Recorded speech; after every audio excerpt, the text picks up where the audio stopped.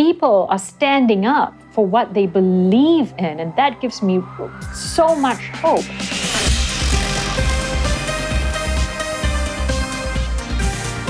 Hello, it's Mike Hill and you're watching Futurists.world, your home for big ideas about the future and how to shape the world of tomorrow.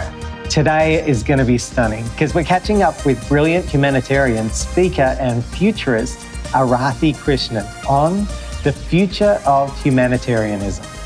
Claiming a fusion of heritage from Sri Lanka, Australia and India, Aarathi is a Geneva-based thought leader focused on reimagining social change. She is inherently curious about how things work and about why things don't. She challenges us to shift our underlying assumptions and actually drive change. Aarathi thrives on the intersections of new forms of power and the ethics of emerging technology. So get ready to blow your mind and scan new horizons. And remember to keep your finger on the pulse by subscribing to the podcast at Futurist.world. So good to be here with you in Geneva. Thank you, Mike. Okay, so humanitarianism, what is it? In my field, humanitarianism, or working in humanitarian futures, really is about how we work for doing good, for doing social good. And humanitarian aid or development aid looks at how do we work with those that haven't had the same access to opportunities as the rest of us, that have borne the brunt of unequal economic policies, of unequal climate exasperations, etc. And how do we, I guess, work together to ensure that nobody gets left behind? So when we think about reimagining these futures, what are some of the key principles that you approach that challenge with?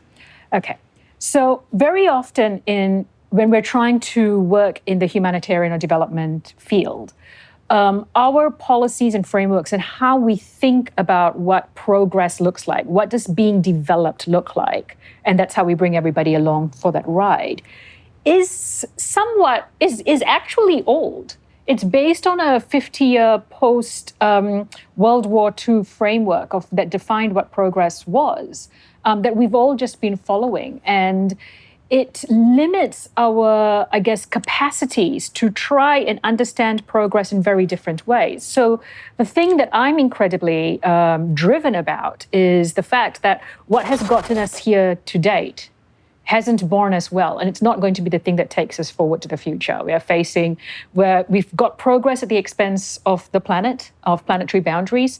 We've seen the impacts of capitalism and overconsumerism. We've seen the impacts of brutal economic policies on inequality.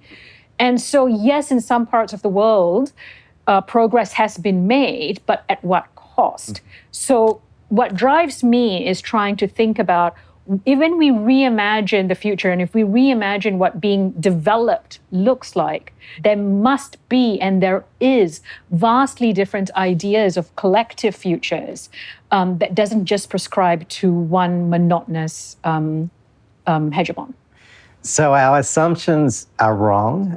So what would good assumptions look like? What are those foundations that you would like to see us exploring? I think often when in futures work, when we talk about broad trends, we either talk about them in silos. We're either talking about them just predominantly in the tech futures space, that becomes very loud and clear, or we're talking about issues in its singularity, like its overpopulation, or its urbanization, or its climate change. What is driving the complexities of our world is the fact that all of these issues, these changes, are converging at the same time, and they impact on us in very different ways. An assumption we make is that the impact of these trends, or things that are emerging, or drivers of change, that we have a same lived experience of it, and that's not true. We all have very different experiences. So I would challenge us to check our own assumptions about privilege, about our space in the world. Do we often assume that people are passive beneficiaries of aid, just sitting there waiting with their arms out?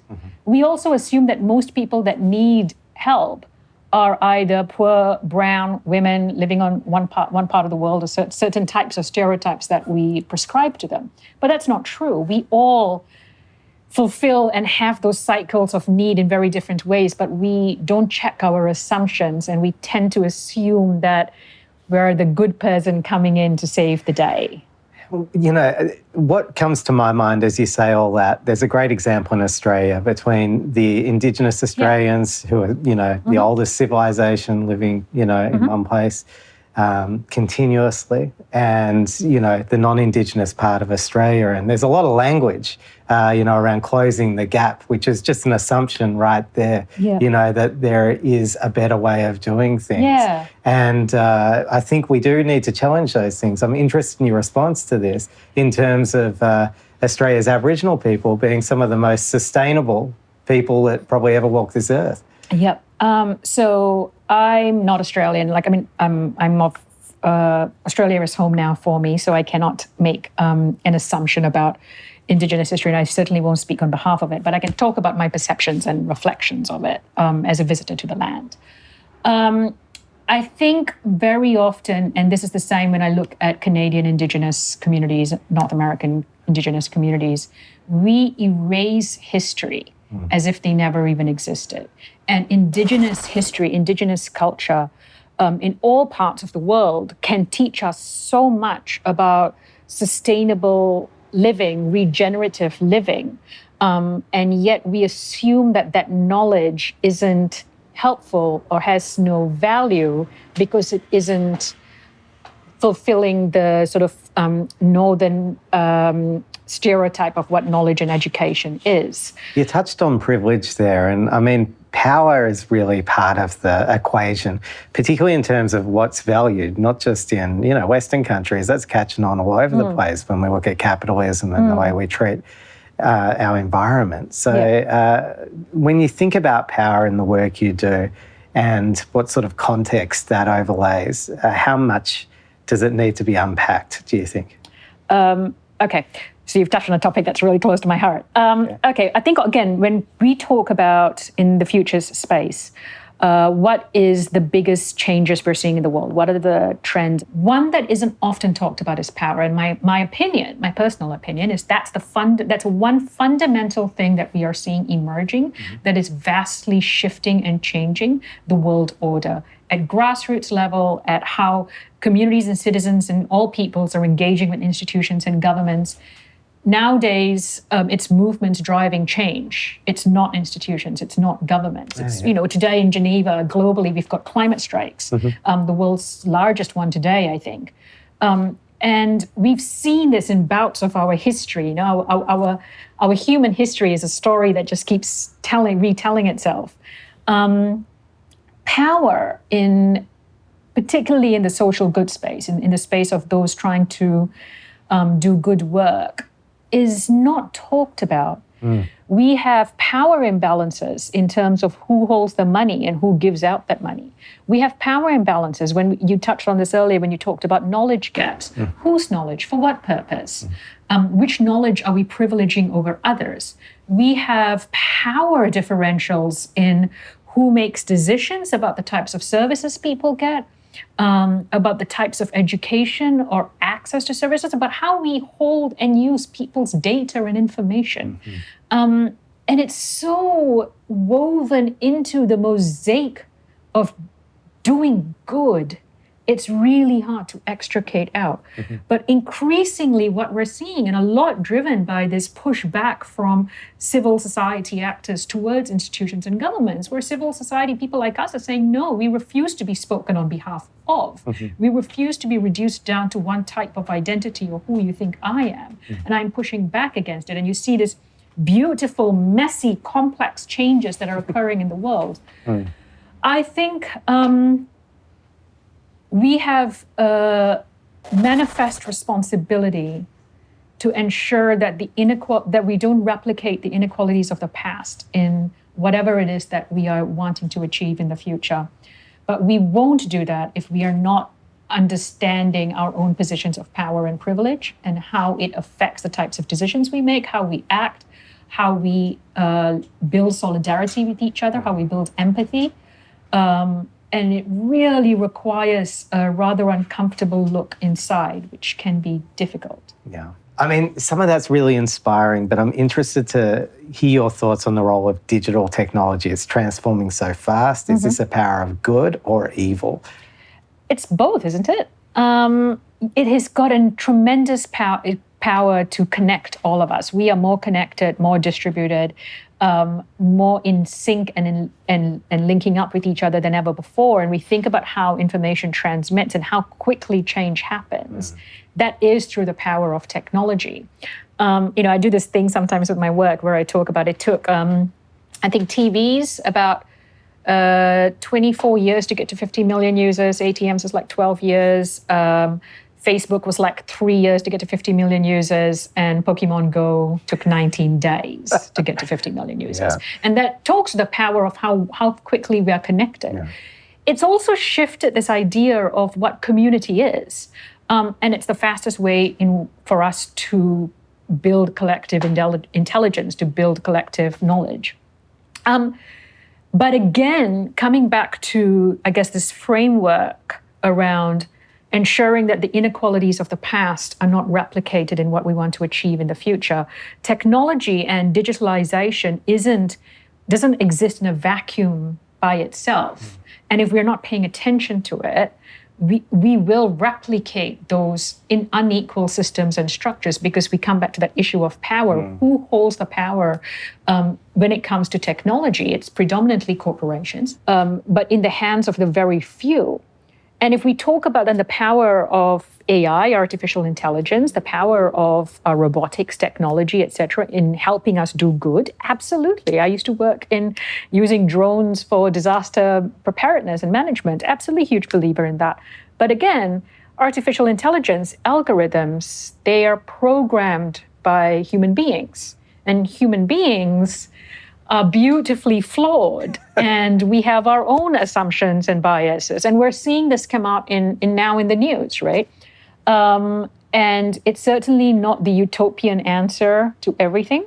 It's certainly a big driver of change, but we need to lean in a lot more, particularly those of us that don't fit the stereotype of what the majority looks like, in ensuring that our voices are not lost in that space. So when we break this down around design bias, how do we create a system that is not bogged down in bureaucracy? Again, we're here in Geneva, Switzerland. It's one of the homes of the UN. It's a big, complex, often slow-moving beast. Technology is not moving slowly. So how do we actually correct design bias in a way that's nimble? Diversity.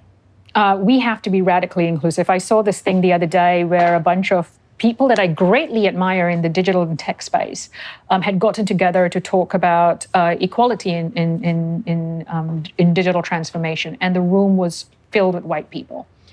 And not because of a lack of caring about the issue, but people just fell back on what was easier.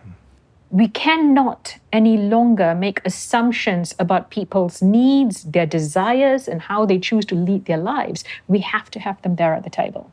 That's why it's so great having your voice in this series. So thanks for being part of this. No, my pleasure. I think it's hard to have this discussion without talking about the state of political leadership, our leaders lying to us constantly, fake news, all the bullshit that bounces around all the time. How do you feel about the future of democracy? Oh, that's a good question. What gives me hope is the drastic take-up we've seen of civil society rising up and saying enough. We are no longer going to rely on institutions, on politicians, on leaders, in order to speak on our behalf. We are seeing this today. We've seen this in the Me Too movement. We've seen the push for greater transparency, the things that have taken Epstein down in the MIT Media Labs, for example, and how people, and Amazon is having a walkout today. People are standing up for what they believe in, and that gives me so much hope. You've got to turn up if you want change. You've got to stop waiting for other people to speak on your behalf. And you've got to fight and speak louder and harder than everybody else. So that gives me great hope. And what is really clear is people want to be inspired. People are tired of the negativity, the dystopia of being anxious, of being stressed. They want inspiring leadership. They want to reach for the stars. So I love the leadership of Jacinta Ardern. I love the leadership of the women in Sudan that got on the roofs of their cars. There's this image, I think her name is Ala Sana, and she's on the roof of a car, dressed in white with her white earrings, with her hand up, reciting poetry, chanting, and everybody is up along with her. Greta Thunberg, but not just her, our school kids. That's the kind of leadership I'm looking forward to. That's the empathy, that you can be firm and make tough decisions, but also show great humility and kindness along with that. I love the leadership of Michelle Obama, for example. But we see examples of this all over the place. We just need more of it. Right on. How do you feel about Hong Kong? I mean, there's a people standing up to How awesome is that? That just blows my mind. Talking about technology, right? They have self-mobilized purely on encrypted technology. There was this image or this news article where they've actually used laser lights for cops to prevent their faces being seen, etc. Just on their mobile phones. I think that's another great example of movements driving social change. You know, I'm a self-confessed sci-fi fan. Can you tell me if there's anything in speculative fiction or popular culture that really inspires or terrifies you at the moment? Often, when you do a lot of futures visioning workshops, people fall back to your Mad Max dystopia when they're trying to find the idea of the future, right? Mm-hmm. This sounds cliched and corny, but Black Panther, I think, it certainly got me to think about this idea of different visions and whose narrative and trope gets to determine those visions. Yeah. So I've loved seeing the advent of Afrofuturism come out. And I think that's really, really awesome because it's not the stories you often hear. Mm-hmm. And it also draws on cultural and indigenous, people's own cultural and indigenous history to form this sort of vision or story or speculation of the future. And that I think we ought to have a lot more of. I think this idea of projecting into the future, speculating about what's possible, there's a real absence of it generally. We're caught up in the day-to-day. How important do you think that is, just in terms of being able to project forward and see something better or different than what we have today to deal with? It's what gives us inspiration to keep going, isn't it? Look, I work in humanitarian aid.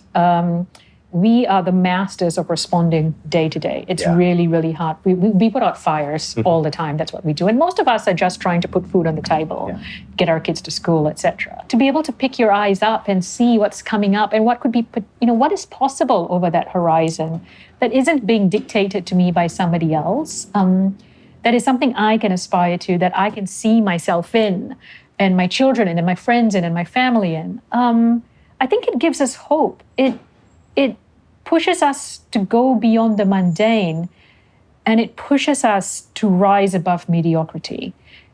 And I firmly believe more than any other time in our history, right now is when we need to rise above mediocrity.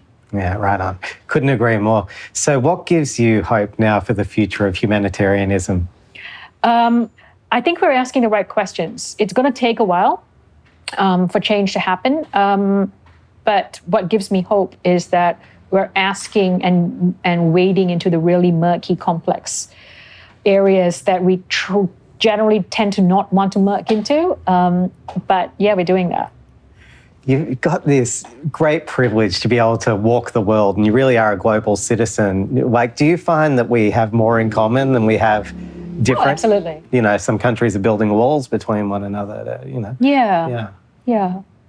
I think we're all just trying to lead good lives. We're trying to have meaningful lives, do work that has dignity, so that we can have dignity. We want to create lives where our children can thrive, where we can have good healthcare, and that's pretty common across all contexts, all people. There's the question of identity and where it is we belong and who belongs where, which is very difficult. And yeah, there's a lot of spaces where walls are being built up. But I think the common thing that holds us all together is, for even those that are moving to seek better lives, is we're all just trying to find spaces in which we belong. That's the same for all of us, isn't it? So yeah, I think there's a lot more that binds us all together than actually sets us apart. But it should not stop us from pushing back against those that want to pull that down. Aarathi, thank you so much for spending time with me today talking about the future of humanitarianism. It's been a pleasure. It's my pleasure. Thank you so much, Mike. And that's a wrap on the future of humanitarianism. But before you go, I need to ask you something. We're here to make a change, but we need your help to do it. The purpose of this series is to move humanity forward, think bigger, and cast our minds into the future. So we'd love to know what made the biggest impression on you from today's conversation. Was it the current cost of progress, or the way we use our positions of power and privilege? Maybe it was the discussion around the qualities we need in our future leaders. The best conversations happen right now, so get involved, share the love, and leave a comment below. Another great place to join the conversation and find more stunning content is at Futurists.world. And when you're there, be sure to sign up for access to exclusive content and awesome giveaways, including a set of Black Panther talon earrings. And you can also find us on all the usual social platforms via the links below. So thanks for joining us. The future is out there. And see you next time on Futurist World.